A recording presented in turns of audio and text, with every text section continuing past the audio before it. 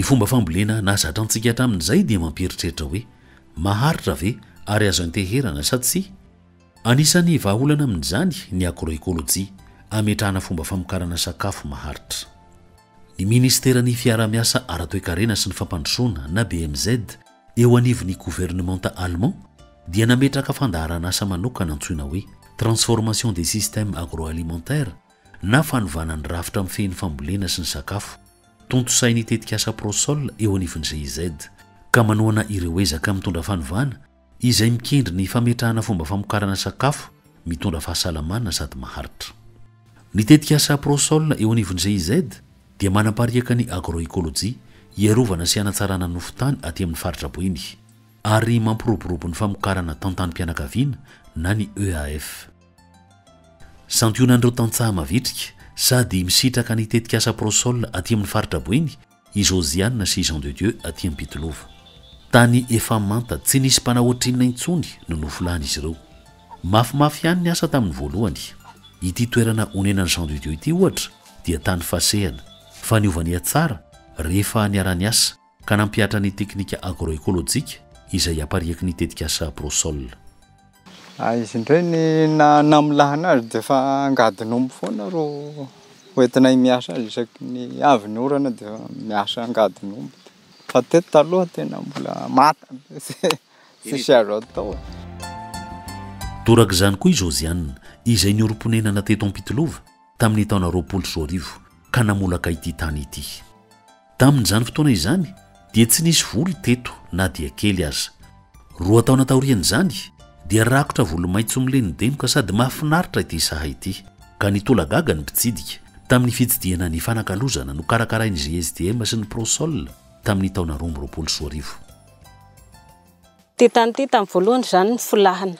Izany hoe tsisy ninninina teto fa zanan'omby dia agnairona molaka namboly legioma namboly vary dia hoe tsy dia nisy vokatra izany fa dia hoe agnieritreritra ho nagnasara azy kay mbona maika nanimba azy tamin'ny zezika simika. Rehefa avy eo izany izay niditra tamin'ny tetika asa prosol nagnaraka an'ireo fiofanana teknika mpambolena ary nahitana ny fitombony vokatra sy ny fiovan'ny tany, ny hasara ny firafitry ny tany ary masaka ny tany. Tato anatin'ny 4 taona niarahany asa tamin'ny prosol dia tsapany Josiane ny tombontsoan'ny fampiarana ny teknika agroekôlôjika. Rehefa avy eo izany izay niditra tamin'ny tetika asa prosol nagnaraka an'ireo fiofanana teknika mpambolena, ny fandombiasam-boly, ny fampivadiam-boly sy ny fampiasana ady gasy ary ny zezika ara-biôlôjika. Raha tamin'ny fampiasana zezika simika dia 9,000 ny kilao ny zezika. Ny zezika simika 9,000 izay mahalany 2 gony amin'ny 50 kilao izany hoe mitetina eo amin'ny 7 hesy lasaka eo izany izay teo amin'ny teo aloha. Izay le fandaniam-bola be ny teneniko teo aloha fa rehefa nampiasa an'ireo teknika sy ireo ara-biôlôjika nay dia mihegna tena pahefany angamba ny vola lany izany hoe sa mandany eo amin'ny 2 hesy. Toy izany koa i Jean de Dieu izay nampiatra ny fampivadiam-boly sy ny fifandimbiasam-boly toy ny katsaka sy ny lojy na ny katsaka sy ny voanjo. Hitany fa mihatsara ny vokatra. Nanomboka tamin'ny 2001 zany nanomboka. Nanao an'le programme nasa hoe hamboly zany. Dia niaraka tamin'ny prosol izy mba nanoro zavatra. Ohatra zao amin'ity atao asinay voanjo amin'ity dia amin'ny taona ho avy ovanay hafa ndray. Ohatra asinay lozy renindray dia renindray no ataonay dia mandady. Dia taty afara amin'izay zay nanao an'le fambolena ohatrany hoe sady mampivady voly zany dia io zany le vokatra ho avinay zany efa tsy mitovy amin'le taloha fa efa niova foana aty afara. Miova dia hitanay ho le tany tro zany ohatrany mba mihasara dia miova. Rehefa nampiatra ny fifandimbiasam-boly na fampivadiam-boly Jean de Dieu dia tsapany fa mihena ny firongatry ny bibikely izay tena mpanimba ny voly aty amin'ny faritra boiny.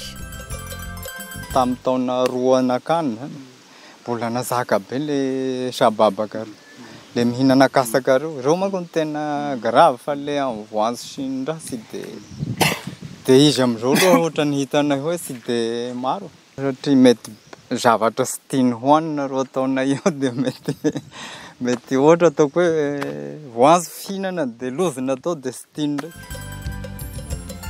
Ireo tokantrano sy mpamboly izay mampiatra ny teknika agroekôlôjika dia mahatsapa fa be dia be ny tombontsoa azo na eo amin'ny lafin'ny fiarahamonina izany na eo amin'ny lafin'ny fiherina ary indrindra amin'ny fiketsenan'ny nofotany sy ny fierovana ny tontolo iainana. Le vola vidin'le vokatra nataonay tena mahampy anay ndraiky rehefa hoe makatra de mahafapo sara. Izy aloha tena afaka iainana sara mihitsy. Tena afaka iainana sara le raha ny vokatra voakany. Olona sahirana i Josiane sy Jean de Dieu tamin'ny voalohany. Vokatry ny tantsoroky ny tetiasa prosol dia manitatra ny fihariana izy ireo ankehitriny.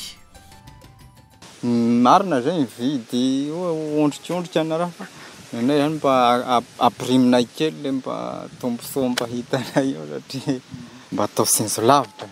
Mbo sisy tragnona kisoa teto ary mbo sisy tragnona kakana koa teto tamin'ny anareo mbo taty fa zany hoe noho ny fiofanana sy ireo teknika nanananay ro nafahanay nagnitatra an'ireo sy le fitomboan'ny vola miditra ao aminay.